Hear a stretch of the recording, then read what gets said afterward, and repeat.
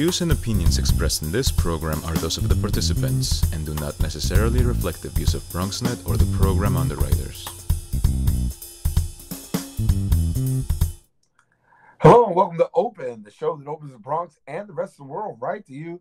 I'm your host, Daren Jaime, and today we'll update you on what's happening in and around our borough.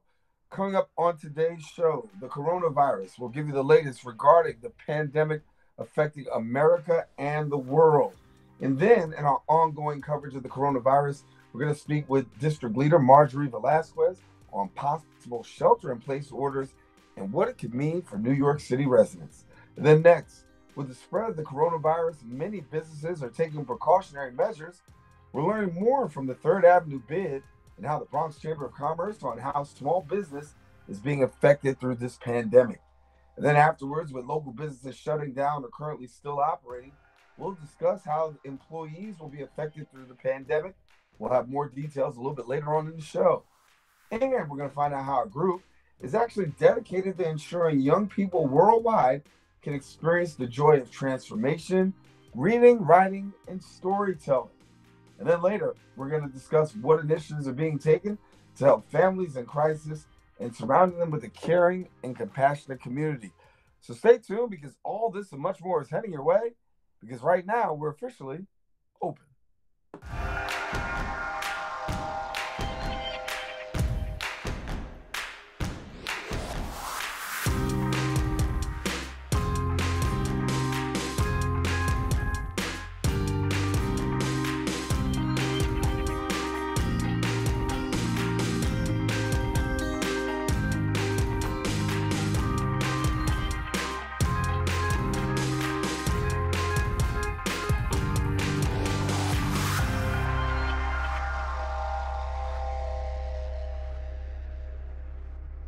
Well, hello, everyone, and welcome to another edition of Open. I am Daren Jaime, and of course, we want to thank you for joining us here on Open.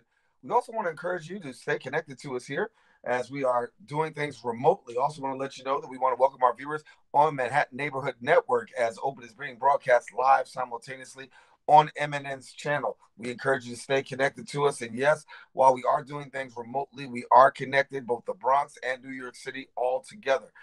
We got a lot of things happening throughout the course of the past week. We're going to take you through some updates now with our Bronx Updates.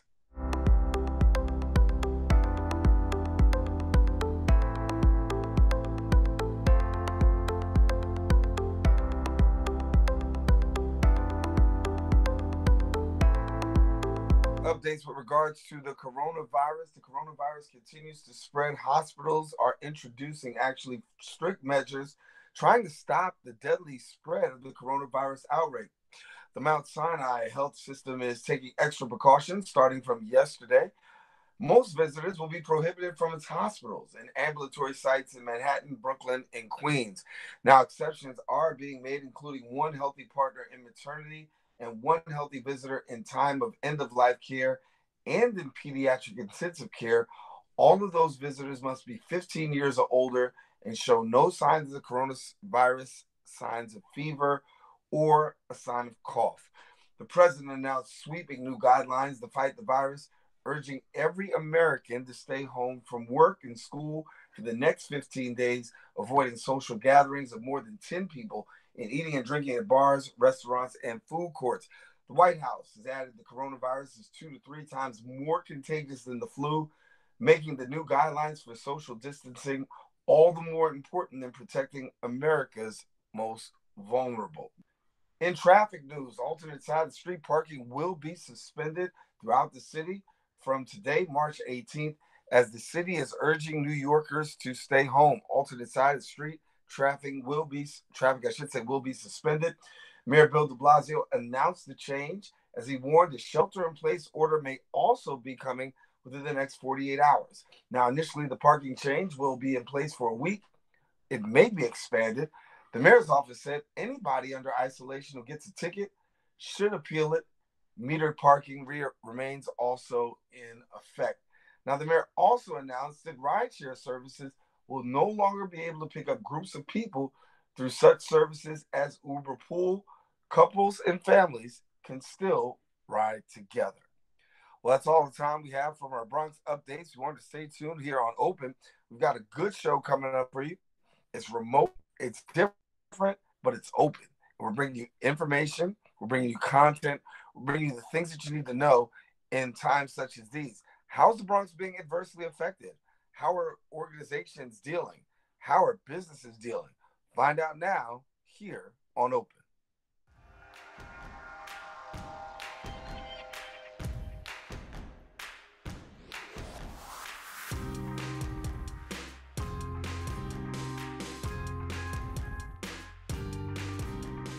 Thank you for staying with us in our ongoing coverage of the corona pandemic. We want to let you know that New York City Mayor Bill de Blasio has prepared the possibility of actually ordering a shelter in place in the next 48 hours as the city tries to stop the spread of the coronavirus pandemic.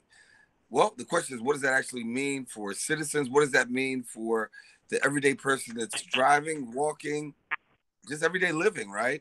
And so here to tell us more about that is the district leader of the 82nd Assembly District, Marjorie Velazquez. And Marjorie, good to have you.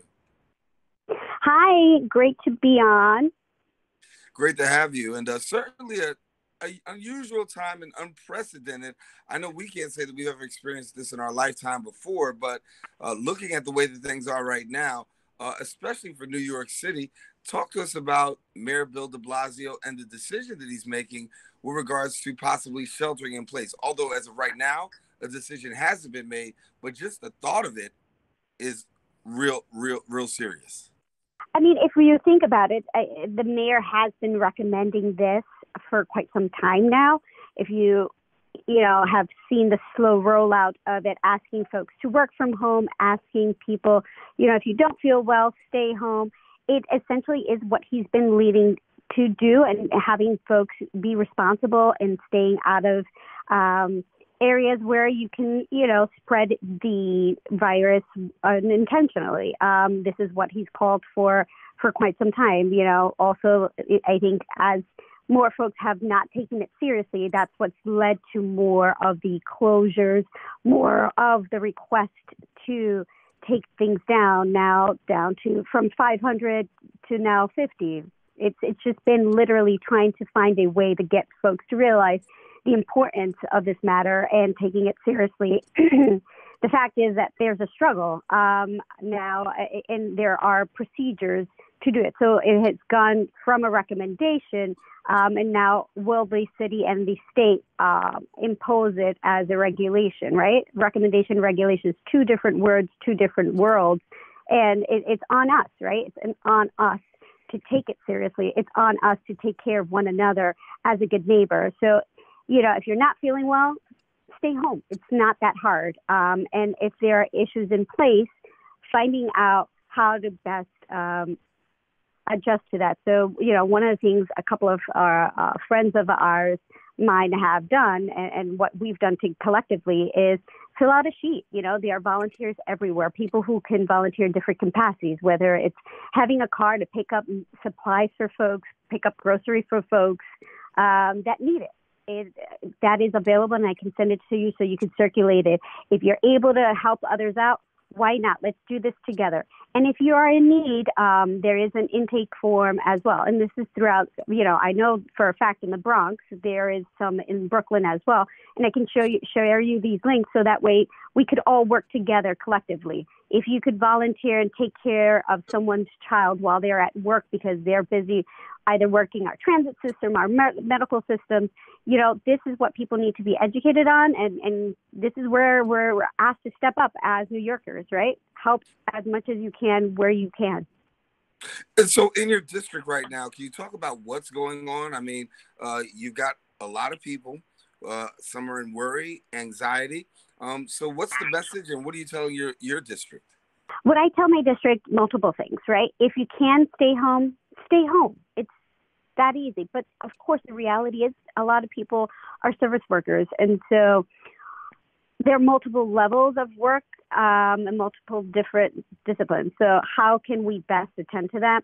Have a friend, has a hair salon, was concerned, how do I deal with this without making my employees go on unemployment? Unfortunately, How do we deal with that? And it's connecting those resources. SBS at this point has issued a link of temporary relief to small business owners, and it's following that guideline. If you're a service worker who has lost their job, there is actually ways to mitigate this, right? Service workers, what we're talking about, bar and those that work in kitchens that are closing, there are ways to help out as well. There's a volunteer service of like working with kitchens if you want to volunteer, but making ends meet is important. And there are ways to file for unemployment. That's easier now.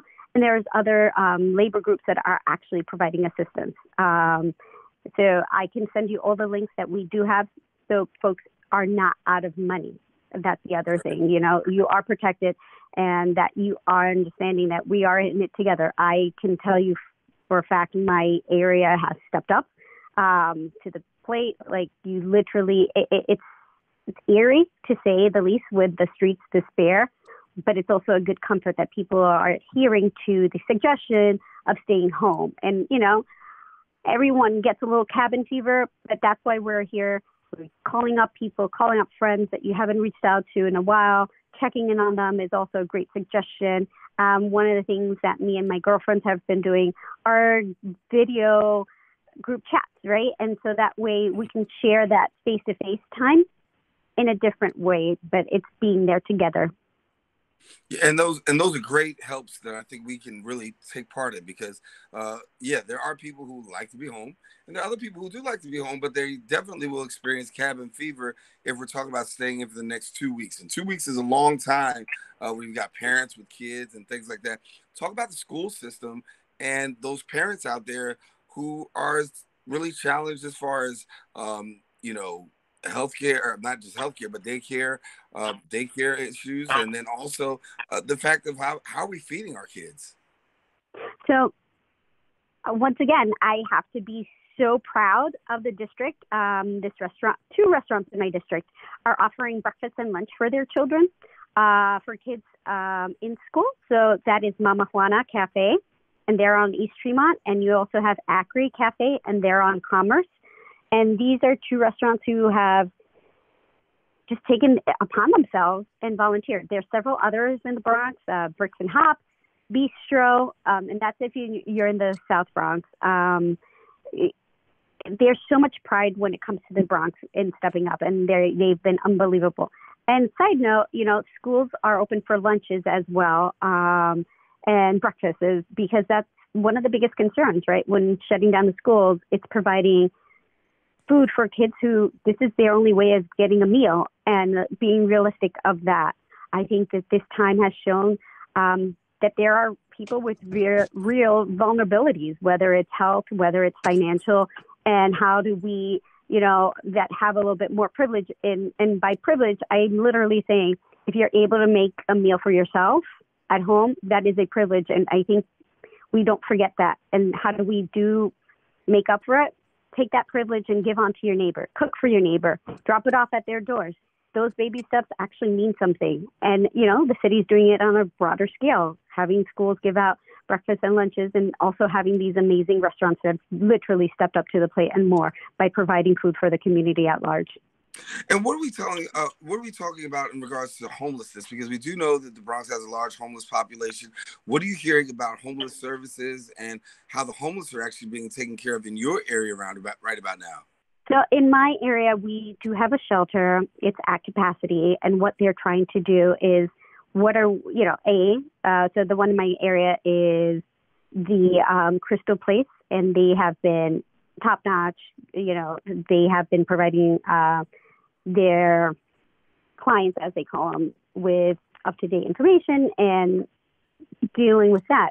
Now, I think that the broader issue that we've been having is, where do we put those that are homeless now? And I think conversations definitely that I've seen online and that I've seen definitely in social media is, do we ask these hotels that have spaces now, we ask them to take on the homeless? How do we deal with that? And having those conversations, I think, is definitely what we need to continue. And we have to house our neighbors, right? And we cannot forget the vulnerable population of the homeless. And how do we do that?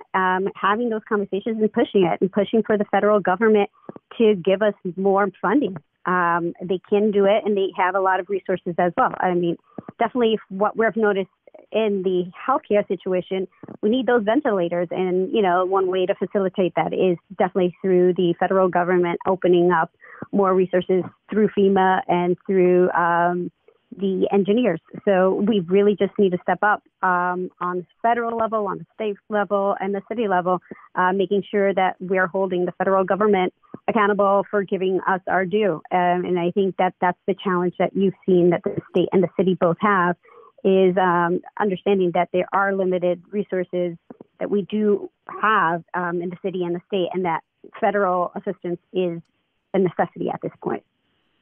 And before we go, I want to ask you a couple of questions about both the mayor and the governor. Governor Cuomo getting large praise for how he's handled this situation, given the fact that it was almost like he had to take the lead before the federal government actually stepped in.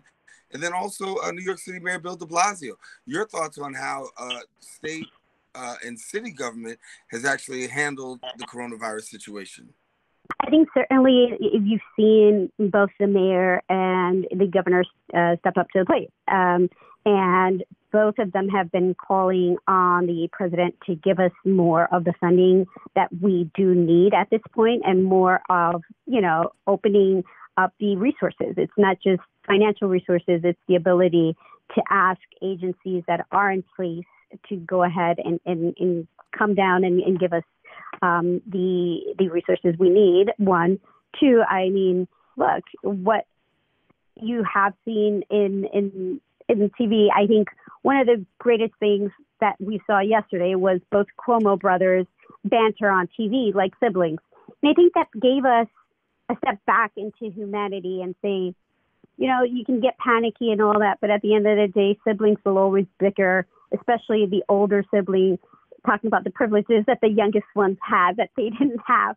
And I think, it takes us away from this panic mode that we are in, and it humanizes us to an extent. I feel like the mayor has definitely taken up the step in making some tough decisions and making some tough calls, especially with closing down the schools. I know for a fact that's never an easy decision, especially when it involves so many children who rely on the meals. How we did this, how we addressed it. It takes a lot of time and thought, and doing everything now at a warp speed. You have to give them both praise for what they've been doing, because it's not an easy task. You're talking about people from different spectrums and in financial needs and in financial privileges, and balancing that out is tough, but we're going to get through it. I mean, we are tough New Yorkers, and I'm proud to have both de Blasio as a mayor and, Governor Cuomo as our governor, because, we've definitely gone through some of these harder things where, look at Washington State right now. Yeah. And look at the situation that they are in. I'm glad that we are taking it seriously. I hope that, more New Yorkers take it seriously and not congregate together in large bars. We just can't afford that, Yeah, a lot to really pay attention to, and certainly we'll continue to keep our eyes and ears open. And if the shelter in place goes into effect, the governor says he doesn't plan on putting a quarantine like a shelter in place for the state, and doesn't want to see it happen across the city. Of course, we'll continue to see it. We'll continue to monitor it here on Open, and then bring people more information. But Marjorie, thank you so much for taking the time and sharing with us, bringing us up to date as to what is happening in your district. Marjorie Velazquez, thanks much. Thank you. Take care, Jimmy. Thank you. Take care. Thank you. Bye. Thanks. Now, listen, if you want more information on Marjorie, what you can do is go to MarjorieVelasquez.com. You can find out more information about her. As for Open, you'll get more Open coming up right after this.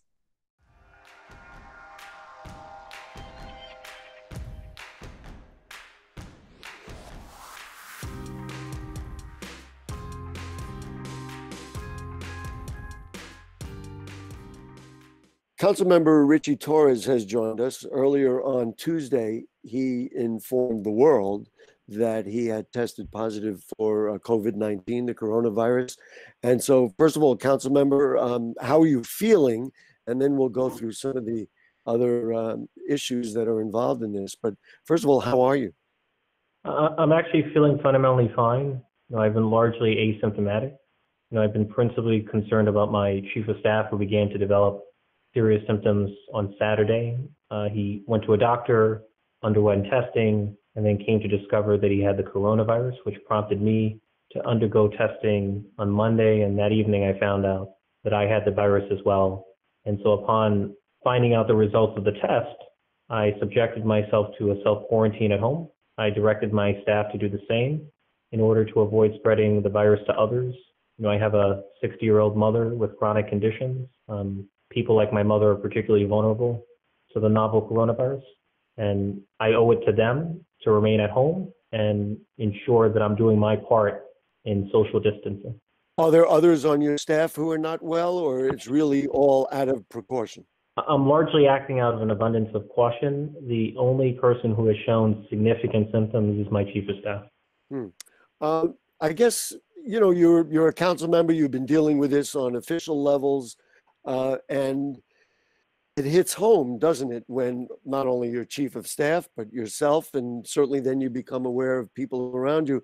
It's probably very easy to think it's going to happen to somebody else, but there probably is a pretty hard, drop to the ground of reality here. Can you describe at least what you're thinking about and what your emotions are through this whole process? Look, it's unsettling for me. I oversee both the congressional campaign staff, and a council staff. And so my own life is a case study in how rapidly and widely a disease could spread. I'm responsible for the well-being of about 20 people, and each of those 20 people have social networks, have families. And so I want to see to it that all of them are isolating themselves at home and are practicing social distancing. The pandemic is the greatest crisis, the public health crisis that we have all faced in our lifetimes. Right. And we have an obligation not only to ourselves to avoid contracting the virus, but we have an obligation to others to avoid spreading the virus, especially to those who are elderly, to those with compromised immune systems or chronic conditions. The mortality rate of coronavirus for those at or above the age of 80 can be as high as 15%. And so the only hope, significant. It's alarming. And so the only hope for slowing the spread of the disease is aggressive social distancing, remaining at home.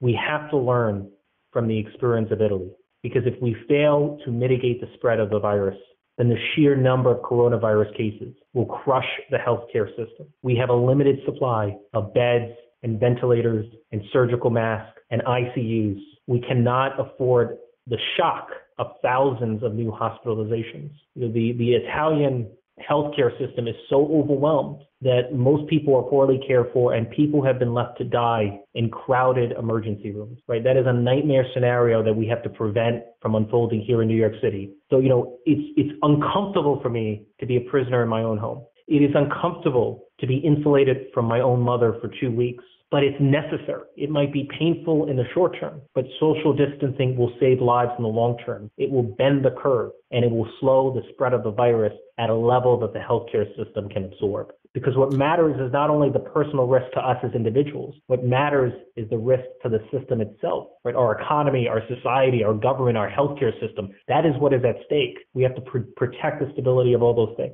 I think a lot of people have heard the mayor today and the governor deliberating over, whether they were going to, in essence, close the city and urge, people to stay at home. Can you describe a little bit what it's like to, be quarantined in this way? Do you have enough groceries? Toilet paper has been kind of a running joke, so to speak. Of course, it's not funny.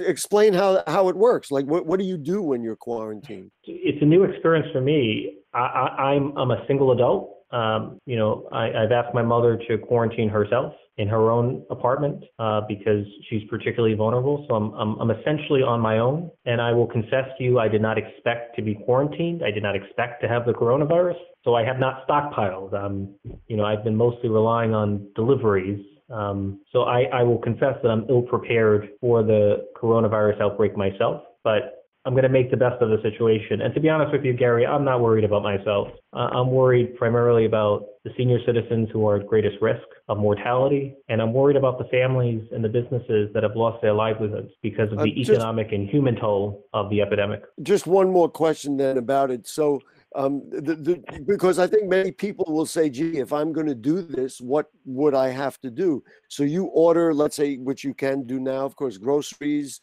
You can order that way. You can certainly order dinner.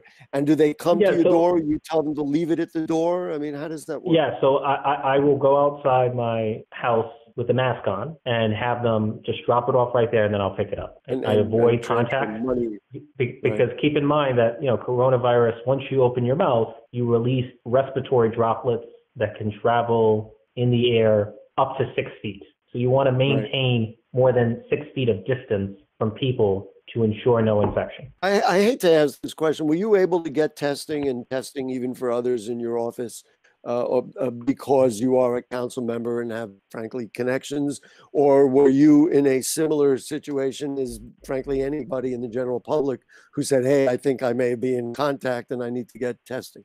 Look, I don't know the answer to that question, to be honest. I mean, there's been a severe shortage of testing because of the dysfunction in the Trump administration.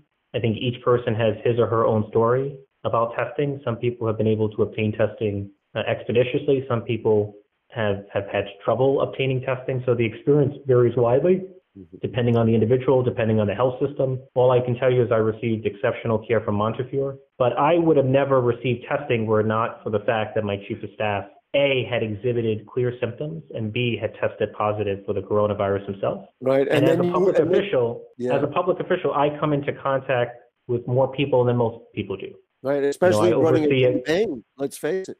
I oversee a campaign staff. I oversee a district office staff. I oversee a legislative office staff. I oversee an investigative staff in the city council, not to mention the countless interactions I have with constituents. There could be a situation in which the city council might ask us to come into a stated meeting and cast an emergency vote. And I do not want to go outside unless I'm assured that I'm free of the virus. Now that I've tested positive, I have no choice but to confine myself to my home for 2 weeks for the sake of public good. I've got one question left, sir. We only have another minute. I'm sorry about that. No, that's okay. Listen, you and I, we've had a number of programs. We could talk for a very long time. I live in an apartment building in the Bronx. We have maybe 85 families in this building. I'm thinking that the odds are somebody in this building, maybe without knowing it, is positive. And that's why even touching the door handles when I leave the building, or in the, touching elevator buttons, careful to wash my hands, careful to make sure not to touch my face. I'm assuming you agree with that sort of analysis. It seems obsessive, but in this day and age, and this situation, I think you have to do that. Look, if you wash your hands and you avoid touching your face, then those are the best safeguards against contracting the disease, because the membrane of the coronavirus dissolves upon coming into contact with soap or disinfectants or hand sanitizer. So as long as you're avoiding contact with your face and as long as you're washing your hands, you should be protected from the infection. But I want to make this point. I'm young. Quickly, because we're going to run out of time. I'll do it quickly. There are thousands. I suspect there are thousands of young people like me in New York City who are carrying and spreading the virus without even knowing it. So we all should be acting as if we have the virus, and we all should be remaining home in order to avoid spreading it. And those are my last words. Council member, I know on behalf of Michael Maxnabi at BronxNet and all our producers and everybody here, and frankly everybody in your council district, and in the borough of the Bronx and everywhere, we wish you and your staff good health, and let's all do the best we can to stay protected. And we appreciate you taking some time with us here on BronxNet Television. Always a pleasure, Gary. Take care. Good luck out there. You too, my friend. All the best. All right, let's send it back to Daren.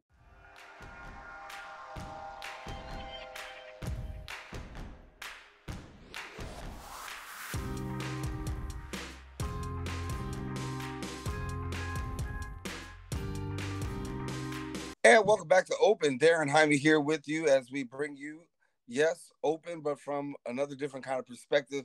A lot of people are having to be forced to go from remote and home and other locations. And we here at Open are committed to bringing you information. And that's what we're going to do. We're going to bring you information. We're going to bring you content.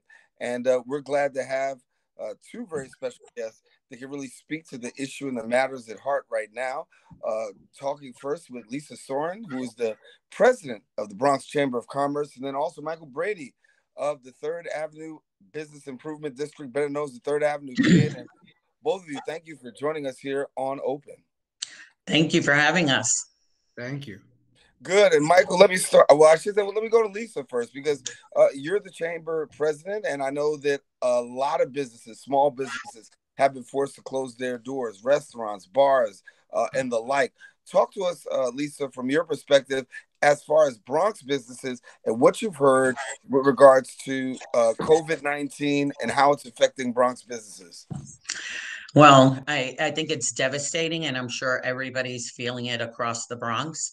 The sentiment is some people are confused because they really don't understand if it's that big of a deal or if it like everything really moved very quickly. And then I've had conversations with restaurants, and it's disheartening to hear how customers stopped going in probably about a week ago or so. And now with it shut down completely for sitting down, their businesses are completely empty. I had one business tell me that they're not sure if they can survive this process, but we're going to try to do everything we can to provide all the information. But it's really disheartening and heartbreaking. The Bronx is in a position to grow, and businesses are just opening up on a daily basis. And this kind of like turned the clock on us. Yeah, Michael, I think we were talking a little bit about this offline a little while ago. Like, if you're a business and you're kind of struggling and you kind of like struggled right before this COVID hit, this is definitely going to take you in a downward spiral and possibly force you to even close your doors. Yeah, you're right. The reality is very sobering. On Third Avenue and probably throughout many of our commercial districts, we're looking at extraordinary circumstances where many of our businesses who are forced to shutter will most likely not reopen without significant assistance from the government. And consumer foot traffic is down, and as it should be. People should be heeding the warnings of government.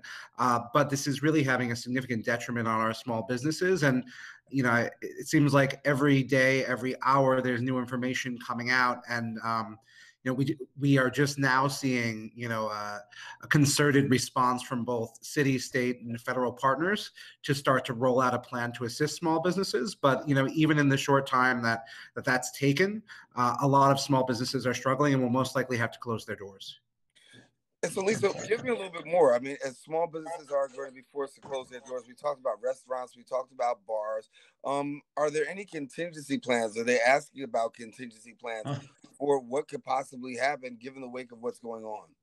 I'll tell you, we have been bombarded, rightfully so, because this is what we're here for, about questions. I mean, today alone, with the possibility of shuttering in for a few days or God knows for how long, the businesses are asking, what does that mean for my employees? Do I pay the employees? Is this covered by insurance? Will the subsidies that the state or the federal government providing cover those? They don't want to break the laws, and the taxes are due in 4 days for sales tax. And so I don't have answers for them. And a lot of people are so concerned, a lot of business owners are so concerned about their business that they don't have the time to really research all of that, right? So this is what we hope we're here for, my team and I, to research it. But I think the biggest problem we're having right now is there's a lot of questions and legal questions, right? Because while everything is going on and everybody's concerned for the health of their employees and the business, people are also concerned about making sure they stay within the law. And so there's this push-pull of, if I do the wrong thing, will I pay for it after the fact, right? And so while we're trying to ease the tensions of everything that's going on, we also have to reassure them of legalities and what can they do for their employees, or what they don't have to do for their employees, right? So it's the big unknown. I think if anything, it's the fact that they don't know who may be sick.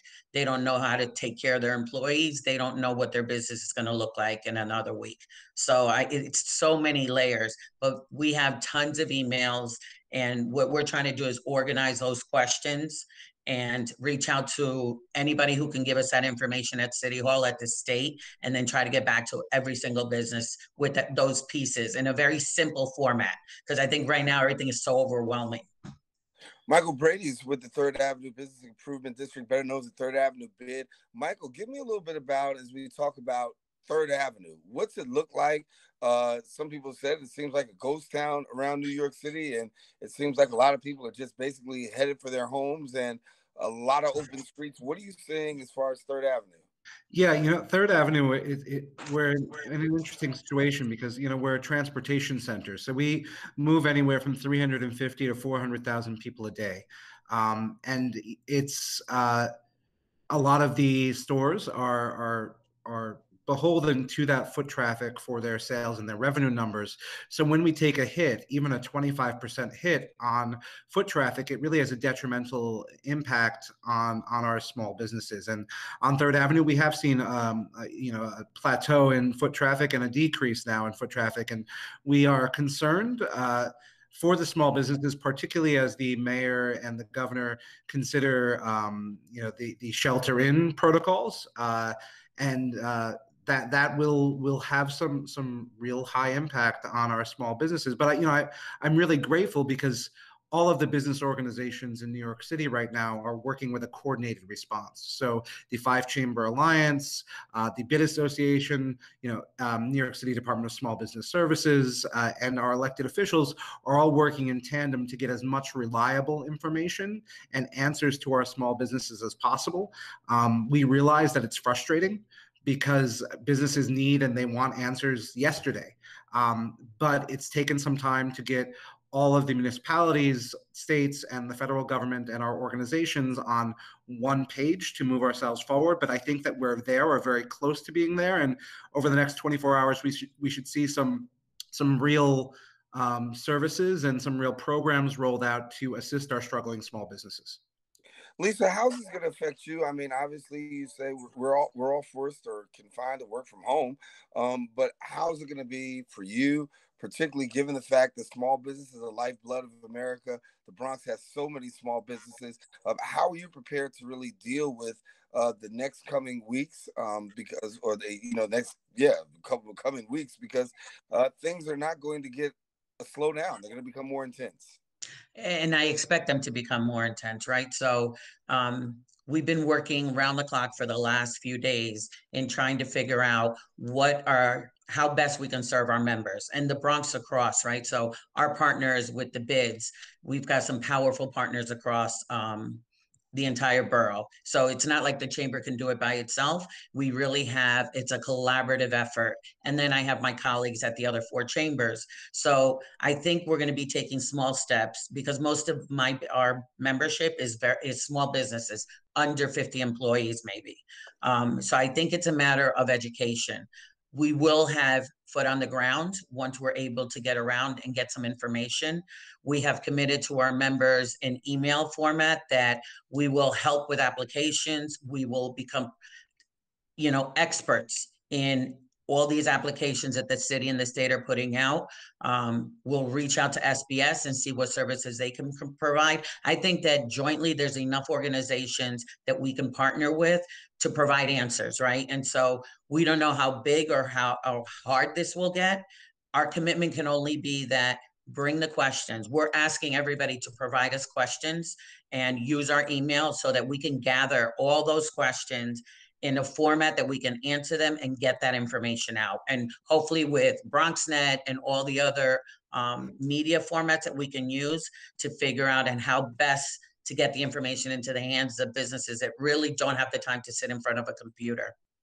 Yeah, it's hard to think, and talking, Michael, a few weeks ago, we were just talking about the big problem for small businesses was the whole issue of like paper bags, right? And the whole paper bag controversy.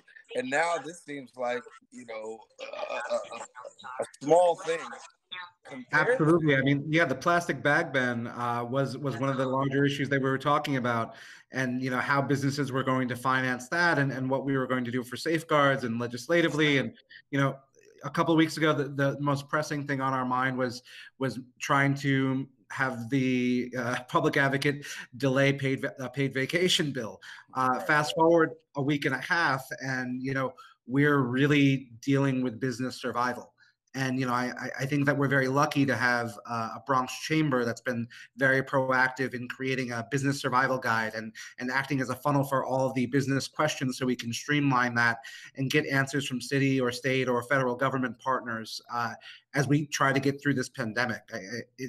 We should be have the reality that things are challenging right now, but particularly over the next 45 days, things are going to get worse before they get better. Yeah, Lisa, final word from you. Yes. And then also at the end of it, please let's let people know how they can get in touch with the Bronx Chamber of Commerce Absolutely. in the middle of this pandemic. Because guess what? Even though we might not physically be able to get into the office is working mobily. Yes, we are working mobily. I have my team members with all the calls being routed to all our cell phones. So even if they call the office, we're available because we will be getting them personally. But what I am asking is anybody who has questions, like we need to be able to organize everything. We're asking to email us. Actually, you can email me directly. How's that? I know my staff is going to kill me at lisa@bronxchamber.org, LISA@bronxchamber.org. And what we're asking for is provide us the questions, let us know what it is you're concerned about, so that we in turn partnered with the other chambers, with our amazing bid directors, especially Mike Brady, who's just an amazing ally. And then we will start getting that information out. Our website, bronxchamber.org, will always have every update. And then our social media platforms are strong. We are sending out as much as we can. For the members themselves, they get personalized emails just because, my commitment is to them. But truthfully, my commitment is to any business that needs our help in the Bronx. Lisa, thank you so much for your help. Thank you. Michael, you get the last word here. Give people some information as to how they can get in touch with the Third Avenue bid and what can we expect over the next short term. Sure, absolutely. We've got the full bid team working remotely, but please do feel free to email. Lisa and I are in email and phone contact. It seems like all times from 9 in the morning till like 12 o'clock at night. But please email me at mbrady, BRADY, at third, THIRD, Avenue, AVENUE, bid, BID.org. So mbrady at thirdavenuebid.org, and visit our website, www.thirdavenuebid.org, for all COVID-19 updates, as well as on social media at Third Avenue Bid. We are really trying to make sure that reliable information is circulated, and that our businesses are as informed as possible as they make some really tough decisions ahead. Yep. Well, we want to thank you guys both for sharing with us. Your voices are very critical in this time. Thank we you. definitely want to bring you back, so that way the Bronx can be, especially our small business owners, can be in touch with you going forward. And also for us to be able to hear from you guys as to what you're hearing, and maybe we could also help to get some answers as well. So Lisa, Michael, Absolutely. thank you for the great work you guys are doing. And thank certainly you. Talk to you soon. Absolutely. Thank you so much for having us. This is important. Yes, Lisa, thanks a lot. Thank Michael Brady, Lisa Sorin, president of the Bronx Chamber of Commerce. Michael Brady from the Third Avenue Bid. We thank them for being here on Open. We want you to stay with us. We do have more show coming up. We'll be right back right after this.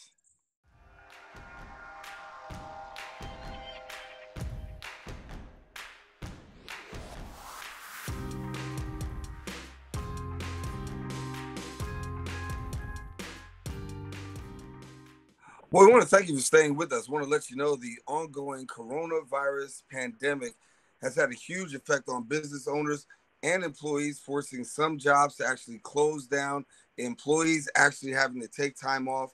And the question is, what kind of employment laws do you know about? How are you protected? And where do you go from here if you're an employee? Well, here to tell us and provide some more advice for us is the founding partner of the Boyd Law Group, Patrick Boyd. And Patrick, good to have you. Thank you very much. And as we've been talking, I've been telling people these are definitely unprecedented times with regards to employees and employers having to lay people off, and some employees really not knowing what their, employment future is going to be like. Talk to us about where we are today. Well, I'd like to say the most important thing that seems to be happening and that's really sort of noble to see is that there's been a lot of open communication between employers and employees. As you say, this is absolutely an unprecedented kind of impact upon local businesses, small businesses and large. And for the most part, we've been counseling our clients to talk to their employees about the need for continued work when it can be done, but also the need for understanding and flexibility with that workforce. So a lot of times there are opportunities for telecommuting, as an example, as a way for employees to continue to work and participate, but just not be in a place where perhaps they're going to infect other workers or where they're going to be worried about infecting other workers and then then not as productive at work. A lot of times we're also seeing variable shifts. So perhaps instead of having 100% of a workforce come in for a day, 50% will come in one day, 50% will come in another. That allows for some social distancing in the workplace and still for the ability of everybody to get work done and continue to be productive and helping out. And there's been a lot of collaboration, and it's been a very positive kind of feedback that we've been getting from people so far. They're uniting and coming together to try to make this work for everybody. Well, when you talk about, coming together, that's a great thing. But one of the things about coming together is the paid leave laws, right? We're seeing people actually start to take advantage of the paid leave laws, and many will actually fall into this category. But can we walk through for a few minutes those people who actually may experience or having to deal with paid leave laws? What are the laws that are regarding paid leave? Sure. Well, the simple answer is that a lot of the developments now are things that we're not sure of yet. Both Congress, the federal Congress, and the state legislature here in New York are debating on some new initiatives. The most likely scenario seems to be, and I don't have a crystal ball here, but the most likely scenario seems to be that there'll be some kind of paid leave available up to 30 days or so for employees, especially those who are infected or those perhaps for longer for those who are caring for family members or others that have been infected. These are not implemented laws. So at this point, what you're really dealing with is opportunities for unpaid leave under the FMLA, of course, if a family member is sick, or other things like that. So I think the good news is that both the federal government and the state government are working hard to come up with initiatives, but we don't know exactly what those laws are going to look like yet. For the most part, I would tell you, obviously, that an employer right now who hears or learns that an employee is infected or might be infected is going to want that employee to quarantine just because they want to make sure they protect the others in the workforce. And that's probably the likely scenario for right at this moment. But I do expect that there will be some developments in terms of paid leave for people. We just don't know quite what those bills are going to look like or those laws are going to look like at this exact second. Well, right now we're doing something kind of unique, right? We're working from home. It's called remote work, and there's right. A whole lot of people who are engaged in remote work. From teachers, students are engaging in classes. Government is shut down; they're doing remote work. Everybody's doing remote work. What are the laws concerning remote work, and how are people protected there? So absolutely, remote work is regular, full paid work. You should be paid for every dollar and every dime of time you put in working for your employer. And I think right now a lot of employers are embracing that idea and that option. And the employees are absolutely protected. They lose no job security by working remotely or anything of that stripe. And quite frankly, I think a lot of employers should be and hopefully are encouraging that remote work because things can still be done. Things can still be done well. Things can still be done in a responsive fashion.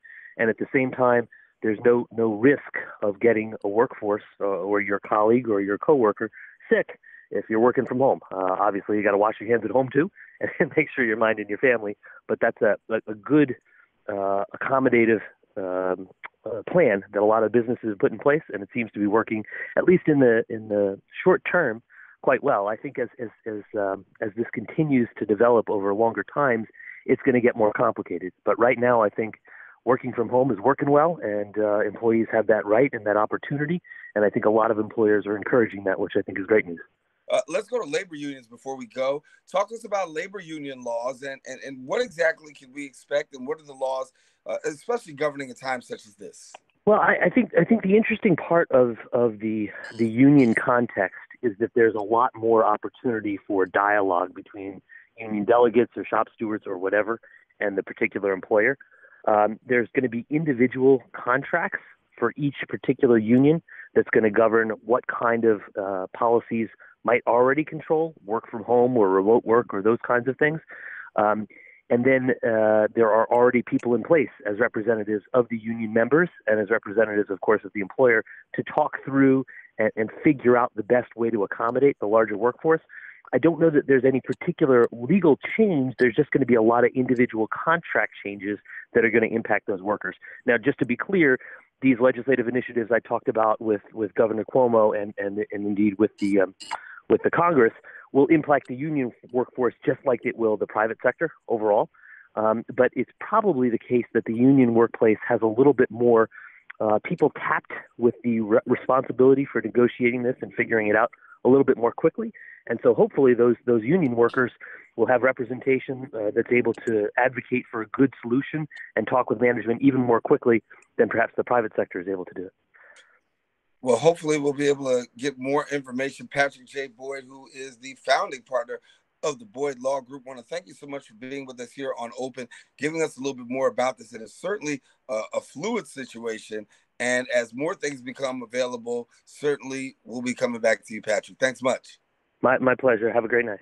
All righty. Patrick Boyd, our guest here on Open. I want you to stay with us. We do have more show coming up right after this.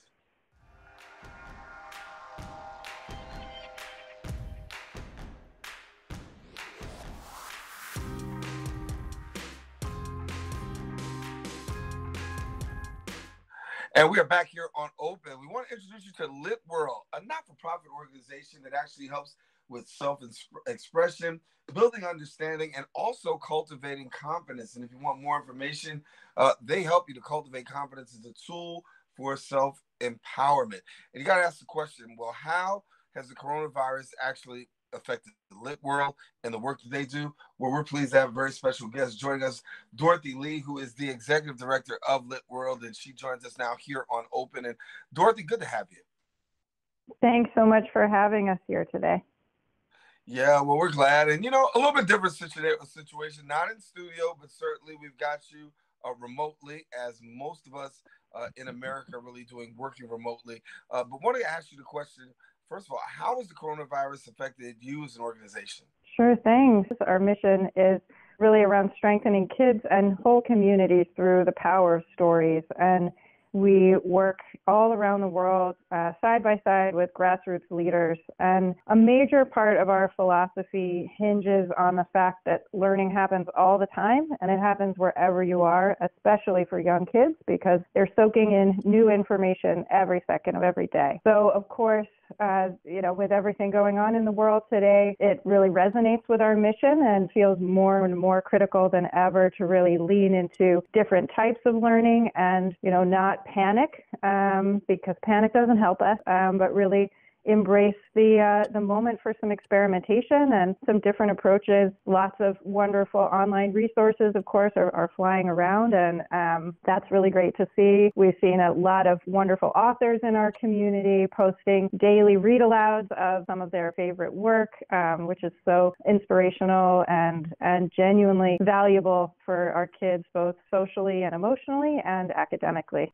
Well, when we talk about LitWorld, I know you guys have some core strengths, and there's 7 strengths, I believe. And so I was reading a little bit about it. So share with us a little bit about those 7 strengths. So another major part of our work is really our belief that we all start from a point of strength. And unfortunately, oftentimes traditional education looks at deficits and, the idea that you fill up an empty vessel with knowledge. But at LitWorld, we really believe that everyone comes with so much strength and value and potential. And it's really about leaning into those strengths and exercising them. With our programs, we try to focus on cultivating what we call LitWorld's 7 strengths. And those are belonging, curiosity, friendship, kindness, confidence, courage, and hope. And so these are 7 core ideas that, come about in everyday life all the time and are big ideas that we all grapple with at any age. And on the other hand, they're not often spoken about directly, especially in the classroom. So we really try to center all of our programs around those 7 core ideas. And we focus, as I mentioned, in less traditional learning environments. So typically that means after school and summertime. Our after school is a club model that meets weekly called the Lit Club. And so every lesson, every time the kids come together with their mentors, they're focusing on one of those core 7 strengths and really exploring it with a read aloud of a book that resonates with that strength, doing an art and self-expression or writing activity, maybe an acting or practicing your public speaking kind of activity, and some community building for the group to always touch back into that belonging piece. And in the summertime, it's the summer camp version of all that. So the same thing, only you get to do it every day.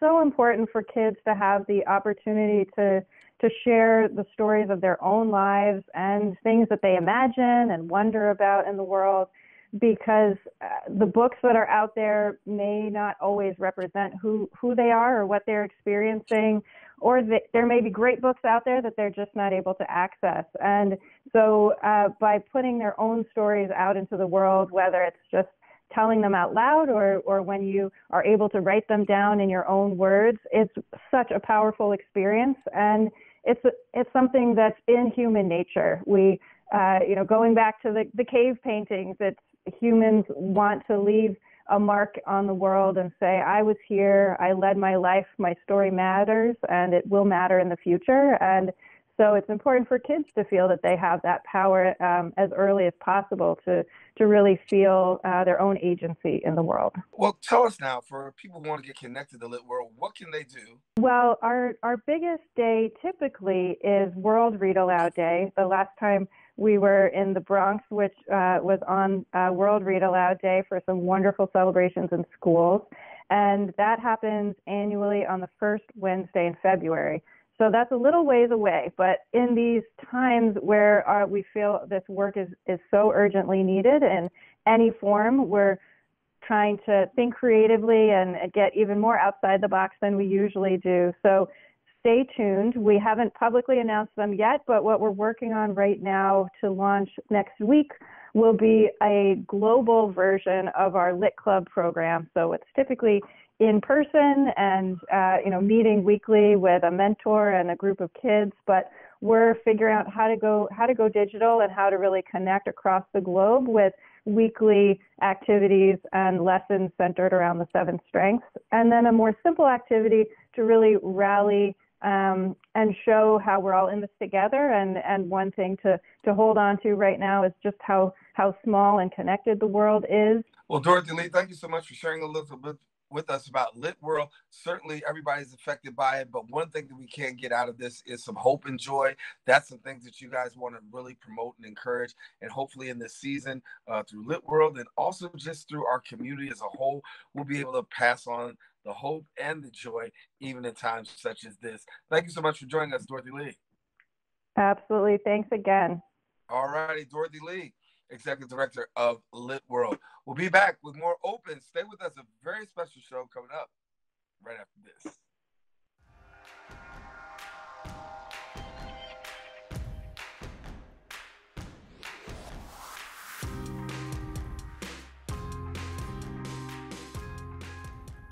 I'll let you know about Safe Families for Children. It's a volunteer not-for-profit that's actually offering hope and support for families in our local communities. And if you want more information about them, well, guess what? They actually serve as a host for vulnerable children. In addition to vulnerable children, they create and extend family-like supports for desperate families, for a community or devoted volunteers who are really motivated by passion to keep children safe and families intact. And here now, I'll share a little bit more about the work that's going on is the mobilization coordinator for Safe Families and Children, Miss Tia Richards. And Tia, good to have you. Hi, thank you. I'm so happy, to be a part of this. Yeah, certainly. I mean, and for us, of course, it's a little bit of a different situation coming from this kind of vantage point, working from home. I know you're doing the same as well. But talk a little bit about how coronavirus has actually affected you guys. Yeah, sure. Actually, we've been talking a lot, just because obviously as Corona's impacting the entire city, the marginalized are always the most impacted. And so families, low-income families, families that have to work are now facing a whole different set of situations, right? Whether it's trying to figure out childcare or figuring out groceries and things like that. And so actually this week, it's been a lot of that, of figuring out how to quantify all their needs, get all their needs, and then also connect them with the churches or share those needs with the churches. So it's definitely been like our big priority this week of really figuring out what this is going to look like now to support our families. And so as you're talking about this, really navigating, and a job of you is actually to help to keep families intact, right? So to talk a little bit about that. Yeah. And so just in general, so nationally, there's a hosting model that we're not doing in New York City. So actually the model that we do in New York City is called Family Friend. And so it's just this idea that if parents are safe, if parents are healthy, if parents have resources, that their families are healthy, their families are safe. And so really we work to partner along parents and whatever that looks like to make sure that they have everything that they need so that they can just be good parents to their kids. And so that could be anything. That could be just sometimes being a listening ear for a parent that's going through a crisis. That could be praying with a parent or a family. That could be babysitting. That could be going with the parent to an appointment that they have or to a school conference, whatever it is, really, it's just a way to support families so that they can stay together. Oftentimes, by the time a family is in a situation where there is some type of family separation, it's a little bit too late, right? Like they needed resources, they needed help, they needed support way before they got to that point. And so our goal is to really be with families to prevent something more extreme happening. And how have you been able to deal with families in crisis, especially amidst these times with the coronavirus? There are a lot of families who are in crisis right now. And so, what's been your interaction? What has been, the supportive services that you can actually help given the way that things are now? Right. So I think we're definitely facing a challenge. Before this, we were very much, it was social engagement. So it would be definitely face-to-face. And so right now we're figuring what that looks like. What it might look like and what we're thinking about are things like food deliveries or gift cards or prayer, right? Like a phone call, a FaceTime to do prayer. Before Corona, all of those things were still done, but typically it was done with the parent. But obviously, we have a responsibility to keep both the parents, their kids, and our volunteers safe. And so we're figuring that out. And so if people want to know how to get connected, who actually is eligible to be a part of your program? Well, as far as the families, really any family, the families they do go through an intake process just to make sure that their needs are needs that we can meet, and just to also just kind of explain the program with them. As far as volunteers, anyone can be a volunteer. Most of our volunteers are church members just because we found that, folks that have a faith background understand that, right? Like if you know Jesus, then you understand that Jesus cared about the sick, the poor, families, children. And so that's where most of our volunteers come from. It's not an actual requirement, but because most of our volunteers come from churches, that's something that anyone who volunteers would have to be okay with and be comfortable with. So if people want more information about getting connected to you, what exactly do they do? They can go to our website. Everything is really on our website. A family can fill out a form there. If you want to volunteer, there's a link there, and you can just click on that, and then it starts the process. It's a pretty vigorous process, obviously, because we want to keep families safe. So there are background checks, there's a screening, there's an interview that happens, there are references that's needed. But once you just start the process, once you fill out an application online, it kind of gets you going, and then we walk you through the steps. And before we go, I know one of the things that you talked about in your core values is compassion. In times like these, speak about that. Yeah, I mean, I think what we see often happen is volunteers think that, they decide to do it and they decide that they want to help a family, but volunteers are just as impacted as the families from this. It's really easy to want to help or to want to identify with someone's problems, but it's really different when you're walking alongside them. It just changes your view of things. It changes how compassionate you are when you see how families are struggling, how hard the systems can be, how hard it is to just navigate all the different things that families in crisis go through. And so that value is important to us because it really allows everyone to extend beyond themselves. When you really do see what someone else is going through, not hearing about it, but actually walking alongside them, it changes you. It impacts you forever. And so often we see these families, they become friends. The volunteers become lifelong friends with these families because they start to bond on things bigger than, I'm this person, you're this person, and just life and how hard life can be being in New York and then also being a parent, or then also being a parent that's in crisis. So compassion is really important to us just because we've seen how that's changed everyone that's involved. Not just the families, but also the volunteers and ourselves too. Well, Tia Richards is the Church and Volunteer Mobilization Coordinator for Safe Families for Children. I want to thank you so much for sharing your time with us, letting us know about the work that's going on. And of course, stay safe during this time and this season. Thank you. Thank you so much. All righty. Well, we come to the end of our show today. I want to thank all of our guests for joining us and you, the viewer, for tuning in. Now, if you want to catch the Recablecast, you can check it out right here on Optimum's Channel 67 at 5 and 10 p.m. If you have Verizon Files, of course, that would be Channel 33. And, of course, you're welcome to check us out on the web at bronxnet.org. I want to give a special thanks to all of those who helped to make this show come wide open and really bring it to you. As you know, new kind of show with a new kind of, same show, really, new format, as we're all forced to work remotely from home. But for all of us, on the set of Open, for all of us here at Bronx Net Television, Daren Jaime saying thank you. God bless. Stay safe, everybody. Remember, wash your hands, stay connected, and at the most, let's pray for one another. Take care. God bless. We'll talk to you soon.